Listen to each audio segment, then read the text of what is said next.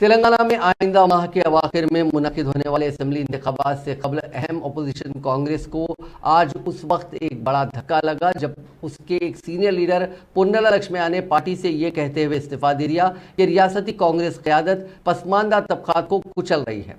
Party high command को मकतूब इस्तीफा रवाना करते हुए पुन्नला लक्ष्मैया ने, जो तेलंगाना प्रदेश कांग्रेस कमेटी के साबिक़ सदर रह चुके हैं, इल्ज़ाम आयद किया कि आने वाले असेंबली इंतखाबात के लिए उम्मीदवारों को टिकट की अलॉटमेंट में बेकायदगियां की जा रही हैं, जहां 30 नवंबर को इंतखाबात होंगे। इम्कान है कि वो हुक्मरान बीआरएस में शमूलियत इख्तियार करेंगे, ताहम इसकी हुस कोई तौसीक नहीं हुई है। मालूम है कि कांग्रेस के कई दूसरे कायदीन ने भी पुन्नला लक्ष्मैया की तकलीद का फैसला किया है। पार्टी ज़राए ने बताया कि सीनियर लीडर होने के बावजूद लक्ष्मैया को पार्टी में कोई अहमियत नहीं दी जा रही थी। मरकजी क़यादत ने हाल ही में जो मुख्तलिफ कमेटियां तश्कील दी हैं, उनमें साबिक़ वज़ीर लक्ष्मैया को मुनासिब मकाम नहीं दिया गया, जबकि वो तेलंगाना में वसीतर तजुर्बा रखते हैं।